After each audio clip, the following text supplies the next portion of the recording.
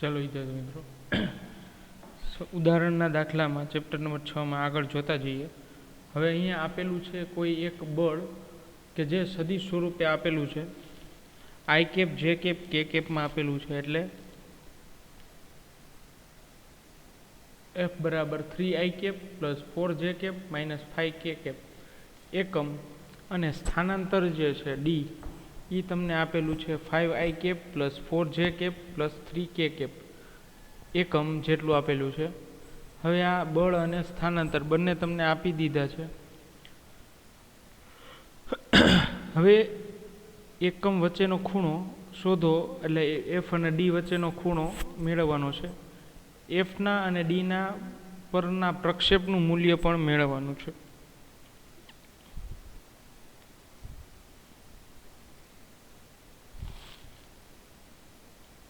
ચલો તો જોઈએ.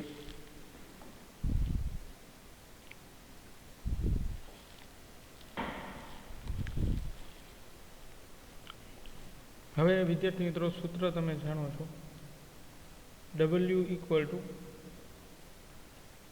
ટુ F ડોટ ડી આમ થશે.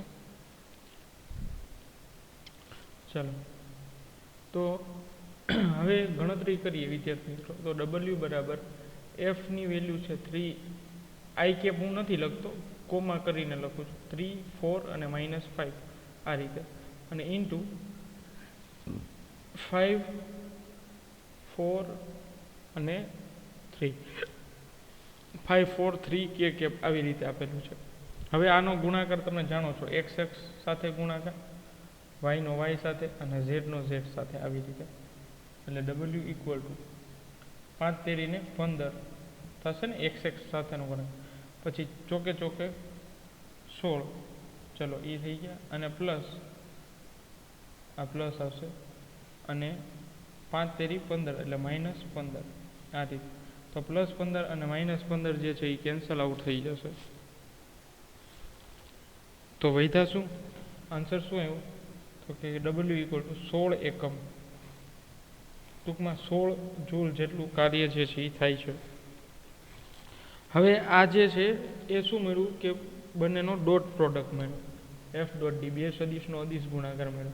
હવે આપણે શું વિદ્યાર્થી બીજું મેળવવાનું છે કે કોસ થીટા મેળવવાનું. તો કોસ થીટા મેળવવા માટે સદિશના છેદમાં સદિશનું માન આ રીતે લેવું પડે.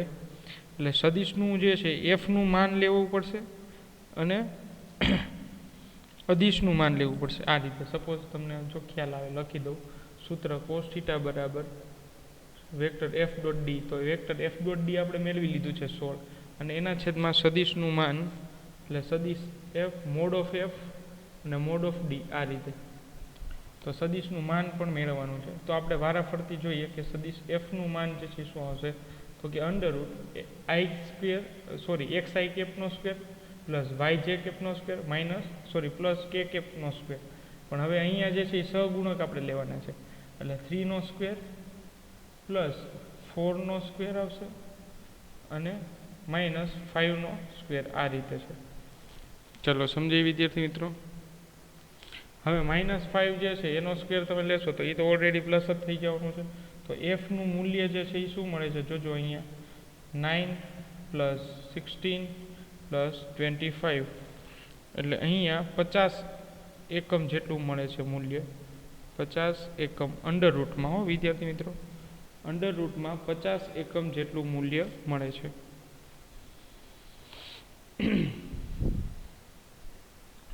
તો આને બોક્સ કરી નાખો. હવે એવી જ રીતે આપણે ડીનું મેળવી લઈએ. એટલે ડીનું શું મળશે? તો કે અંડર રૂટ ડી માટે શું છે? હા, 5 નો સ્ક્વેર છે. હું ડાયરેક્ટ લખું છું 25 પ્લસ ચોકે ચોકે 16 પ્લસ 3 નો સ્ક્વેર 9. તમને આ સમજાય એટલા માટે લખાયું હતું. હવે આમાં તો જે છે એ ડાયરેક્ટ લખી નાખ્યું છે મેં. ડાયરેક્ટ સ્ક્વેર તમે પણ તમારી રીતે કરી શકો. તો એનું મૂલ્ય પણ અંડર રૂટ 15 આવશે, 15 નહીં પણ 50 આવશે, અંડર રૂટ 50 એકમ જેટલું આવશે. તો આ જે છે એ ડીનું બોક્સ કરી નાખો. ચલો તો હવે ફાઇનલી આપણે જે છે એ ઉપરનું ફોર્મ્યુલા લખ્યું છે, તો કોસ થીટા ઇક્વલ ટુ અહીંયા જ લખી નાખીએ ડાયરેક્ટ ફોર્મ્યુલામાં કેવું. તો એફ ડોટ ડી એ તમને મળી ગયું છે 16 એકમ, અને નીચે જે છે F dot D mod of D એ બરાબર √50 √50 એટલે આવશે 16/√2 અરે રૂટ કેન્સલ થઈ જશે એટલે ફૂલ 15 થઈ જશે એટલે 16/50. તો આ રીતે જે છે એ કોસ થીટા તમે મેળવી શકો છો 16/50. ચલો વિદ્યાર્થી મિત્રો, તો કોસ થીટાની કિંમત પણ અહીંયા મળી ગઈ છે. ચલો હવે વિદ્યાર્થી મિત્રો, આ જે છે થોડુંક કાઢી લઉં. એક આકૃતિ મારે દોરવી પડશે. બળનો પ્રક્ષેપ કીધો છે એટલા માટે.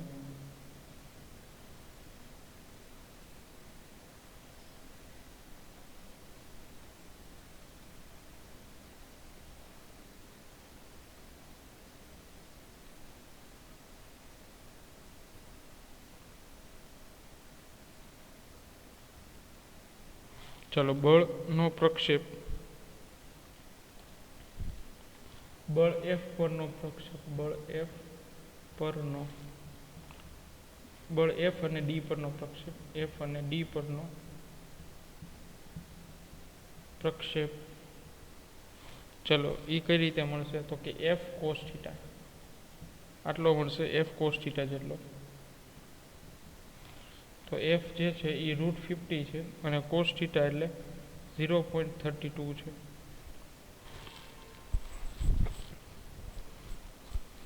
કારણ કે 16/15 ની વેલ્યુ જે છે એ લેશો તમે તો 0.32 આવશે cos થીટાની વેલ્યુ.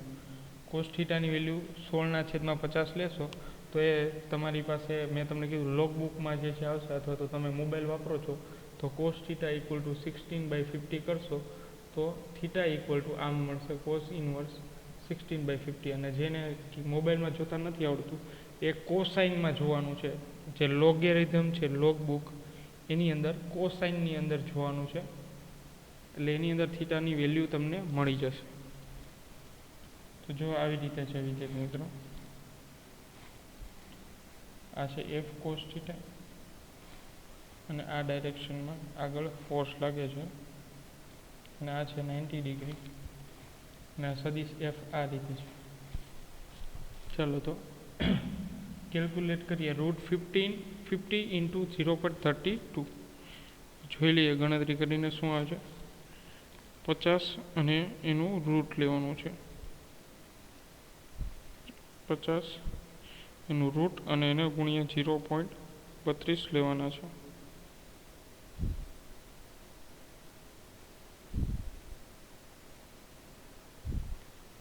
તો એનો આન્સર આવશે 2.263 ન્યૂટન. ચલો, તો બળ પરનો પ્રક્ષેપ જે છે એ કેટલો આવશે? 2.263 ન્યૂટન જેટલું આપશે. ચલો, સમજાય વિદ્યાર્થી મિત્રો?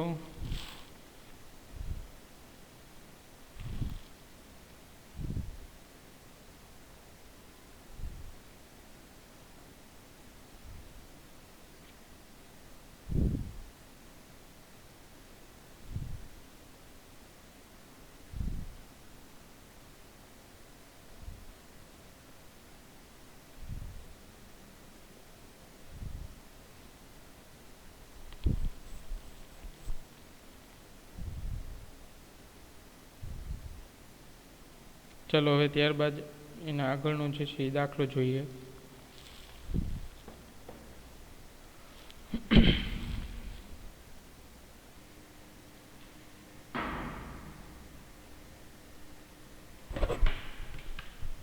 ચલો વિદ્યાર્થી મિત્રો, નેક્સ્ટ જોઈએ. હવે આપણે જાણીએ છીએ કે વરસાદનું ટીપું નીચે તરફ ગુરુત્વાકર્ષણ બળ વિરુદ્ધ દિશામાં લાગતા અવરોધ બળની અસર હેઠળ પડે છે અને અવરોધ બળ ટીપાની ઝડપના સમપ્રમાણમાં હોય છે. ચલો, અને જે રીતે સામાન્ય રીતે જાણી શકાતું નથી કે ધારો કે ધારો કે 1 ગ્રામ દળનું એક ટીપું 1 કિલોમીટર ઊંચાઈએથી પડે છે, તે જમીન પર 50 મીટર પર સેકન્ડની ઝડપથી સ્પર્શે છે, તો પેલું ગુરુત્વાકર્ષણ બળ વડે કેટલું કાર્ય થયેલું હશે અને અજ્ઞાત અવરોધક બળ વડે કેટલું કાર્ય થયેલું હશે. તો આપણે કાર્ય મેળવવાનું છે વિદ્યાર્થી મિત્રો.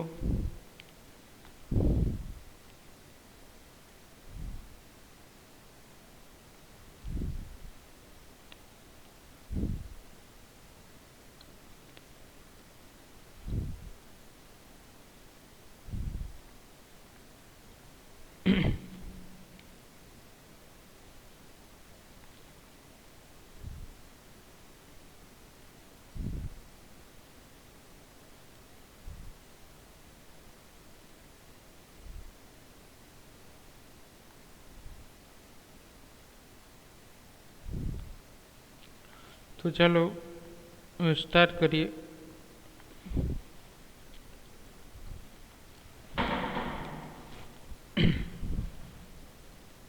ચાલો હવે શરૂઆતમાં વરસાદના ટીપાને સ્થિર ધારીએ તો એનો પ્રારંભિક વેગ એટલે v0 બરાબર આપણે શું લઈએ 0 અને અંતિમ વેગ જે છે એ તમને આપી દીધું છે 50 મીટર પર સેકન્ડ. ચાલો અને ડિસ્ટન્સ પણ આપી દીધું છે 10⁻³ મીટર. 1 કિલોમીટર એટલે 10⁻³ મીટર ઘાત કરી નાખીએ આપણે. ચાલો તો હવે જે છે જે ડેટા આપેલા છે એના પરથી આપણે જે છે આગળ જોતા જઈએ. એટલે પહેલાં તો વર્ક ફાઇન્ડ કરવાનું છે અને પછી ટોટલ કાર્ય ઉર્જા પ્રમેય પરથી WR એટલે કે અવરોધક બળ રેઝિસ્ટન્સ વર્ક કેટલું જે છે એ ફાઇન્ડ કરવાનું છે. તો કુલ ગતિ ઉર્જામાં થતો ફેરફાર એટલે ડેલ્ટા K બરાબર K માઇનસ K0 એટલે અંતિમ ગતિ ઉર્જા માઇનસ પ્રારંભિક ગતિ ઉર્જા એટલે ડેલ્ટા K બરાબર હાફ mv².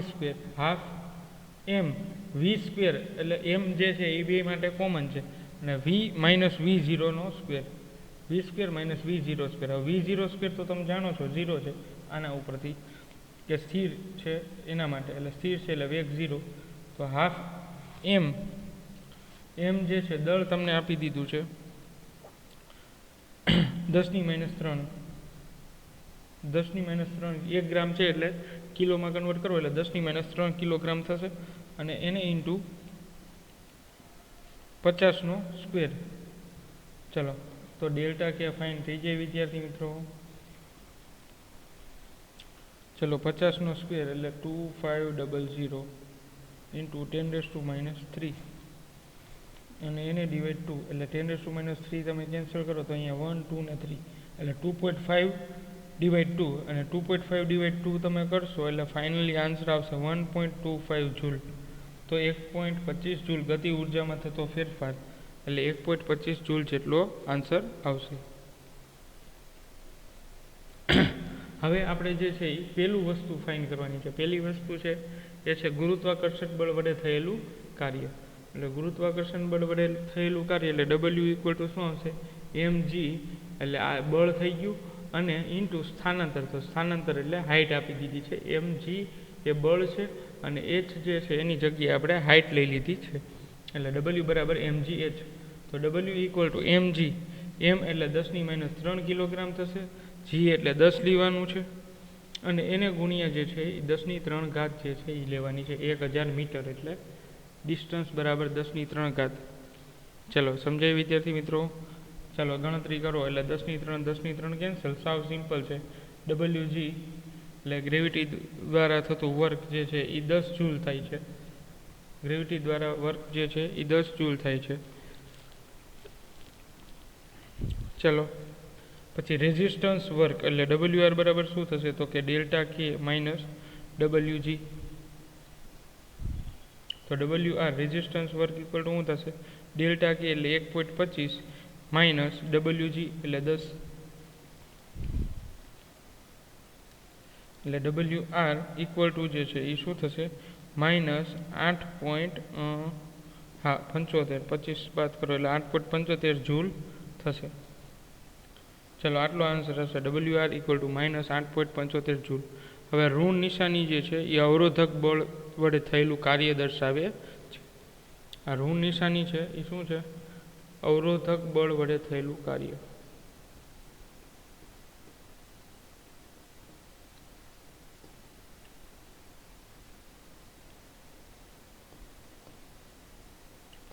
ચલો સમજાય વિદ્યાર્થી મિત્રો. તો આ જે છે એ કુલ નિયમ જે છે આ રીતે છે ગતિ ઉર્જાનો નિયમ એટલે ડેલ્ટા K બરાબર WR પ્લસ WG. અને આ જો તમે ભૂલી ગયા હોય તો પહેલી જ થિયરી આપણી કાર્ય ઉર્જા પ્રમેય પરથી મેં લખ્યું છે. કાર્ય ઉર્જા પ્રમેય જો વિદ્યાર્થી મિત્રો તમે લોકો ભૂલી ગયા હોય તો એ કાર્ય ઉર્જા પ્રમેય પરથી આપણે એ સેન્ટેન્સ લખેલું છે. કાર્ય ઉર્જા પ્રમેય જાણો છો ને ગતિ ઉર્જામાં થતો ફેરફાર કાર્યના મૂલ્ય બરાબર હોય છે અને કાર્ય અહીંયા બે થાય છે WR પ્લસ WG. ચલો હવે સમજાઈ ગયો છે તમને લોકોને.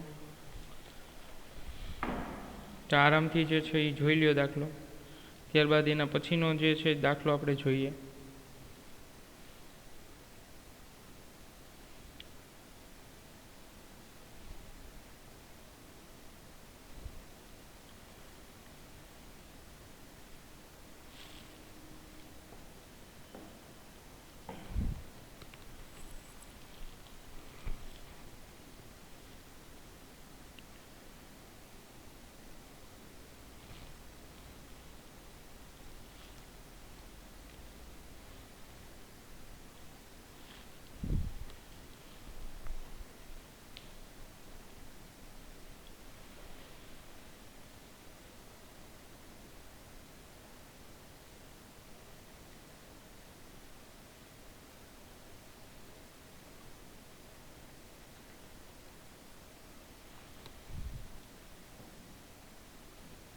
ચાલો ત્યારબાદ વિદ્યાર્થી મિત્રો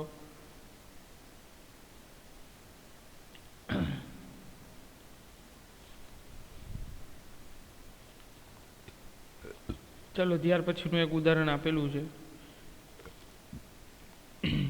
જો સ્ક્રીન પર તમને એક પ્લેટફોર્મની ખરબચડી સપાટી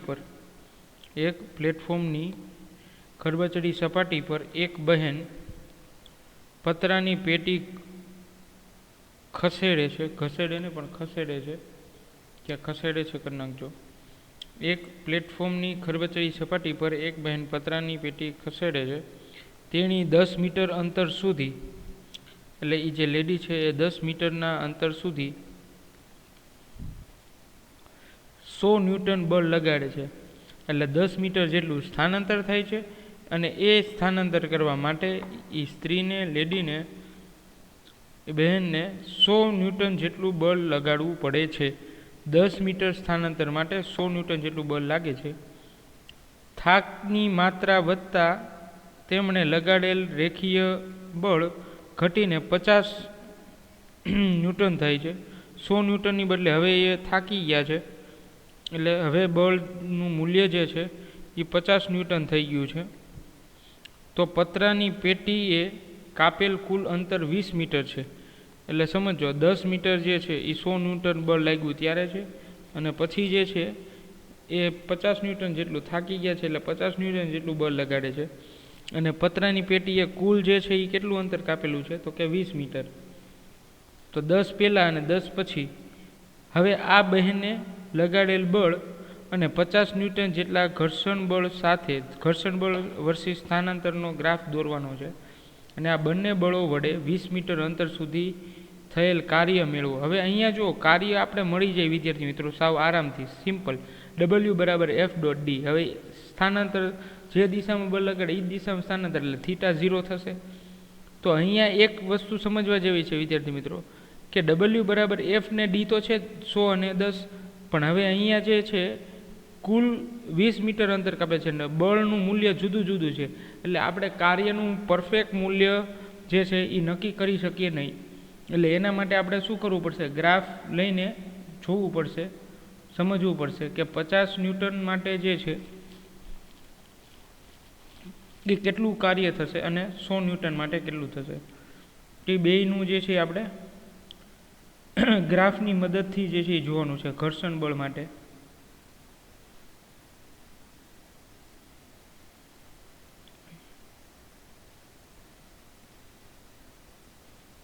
એટલે 50 ન્યૂટન છે એ ઘર્ષણ બળમાં રૂપાંતરણ પામે છે. તો 50 જેટલા ન્યૂટન જેટલા ઘર્ષણ બળ અને સ્થાનાંતર દર્શાવતો એક આપણે આલેખ રિપ્રેઝેન્ટ કરવાનો છે. એટલે એકવાર 100 ન્યૂટન જેટલું બળ, પછી 50 ન્યૂટન જેટલું, એટલે 50 ન્યૂટન જેટલું ઘટી જાય છે. તો જોઈએ આપણે આ ગ્રાફમાં, આ છે સ્થાનાંતર એટલે મીટર, અને આ છે ઘર્ષણાંક એટલે F ઘર્ષણ બળ એટલે સ્મોલ f, અને એ હંમેશા શેમાં હોય, ન્યૂટનમાં હોય. ચાલો તો આ 0, આ 50 ન્યૂટન, અને આ થશે 100 ન્યૂટન. ચાલો તો આ 10 મીટર જેટલું અંતર જે છે એ કઈ રીતે કાપે છે, તો કે 100 જેટલું ન્યૂટન બળ આપીને 10 મીટર જેટલું અંતર કાપે છે. તો આ થઈ ગયું 10 મીટર. તો 10 મીટર અંતર કાપવા માટે એને જે છે એ આટલો ટાઈમ લાગે 50 જેટલો, આટલો સોરી 100 ન્યૂટન જેટલો. અને ત્યારબાદ જે છે આનું નામ આપણે આપી દઈએ ABCD, અને પછી પાછું D થી E તરફ, એટલે હાવ 0 નથી થતું, 50 ન્યૂટન જેટલું જો એટલું. તો આટલું જે છે એટલે E થી F આટલું કાર્ય જે છે એ થાય. તો બે ગ્રાફ આવે છે જો સમજો અહીંયા. અને નીચે જે છે એ પાછું 50 ન્યૂટન જેટલું ઋણ ઘર્ષણ બળ છે. તો એ G થી H જેટલું લાગે છે,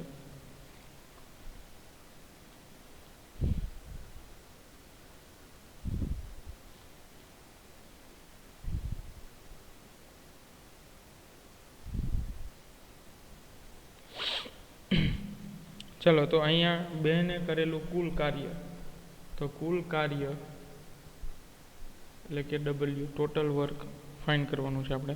તો ટોટલ વર્ક કઈ રીતે ફાઇન્ડ થશે? તો કે W ઇક્વલ ટુ લંબચોરસ ABCDનું ક્ષેત્રફળ, લંબચોરસ ABCDનું ક્ષેત્રફળ પ્લસ સમલંબ ચતુષ્કોણ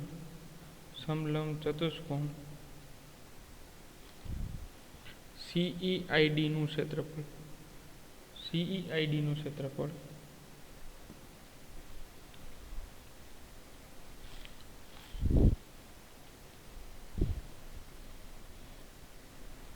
ચલો તો શું આવશે? 10 આવશે, ત્યાંથી આટલું B થી D સુધીનું 10 અને એને ગુણ્યા 100, એટલે A થી C સુધીનું જે છે એ 100 જેટલું થાય છે. ચાલો ત્યારબાદ જે છે પ્લસ 1/2 100 પ્લસ 50 થશે. ચાલો સમબાજુની રીત પરથી એનું ક્ષેત્રફળ જે છે એ શું આવશે? હાફ A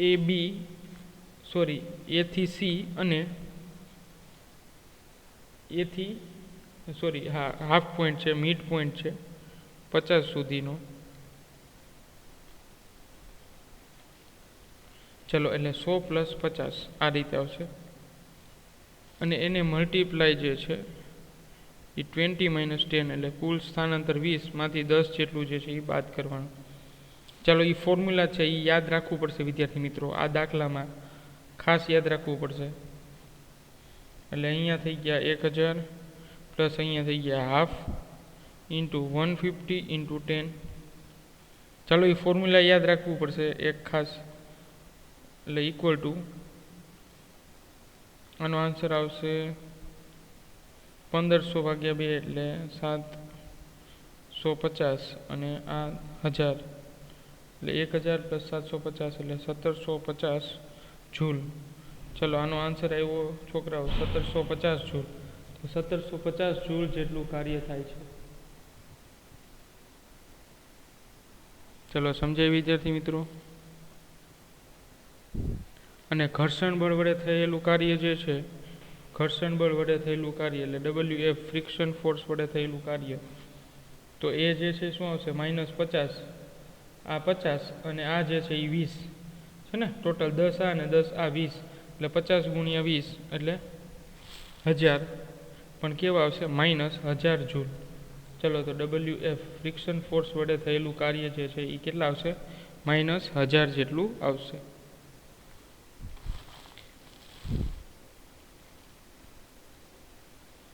ચાલો સમજાય વિદ્યાર્થી મિત્રો?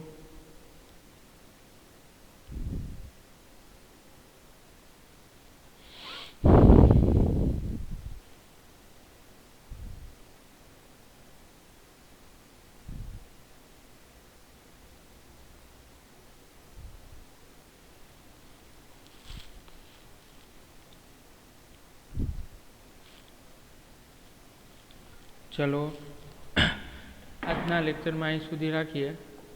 અને જે આ સૂત્ર જે છે એ તમારે યાદ રાખવું પડશે સમલંબ માટેનું. ચલો હવે બીજા જે ઉદાહરણ આવે, થોડા દાખલા બાકી છે. હવે નેક્સ્ટ લેક્ચરમાં બધા ઉદાહરણના દાખલા જે છે એ કમ્પ્લીટ થઈ જશે.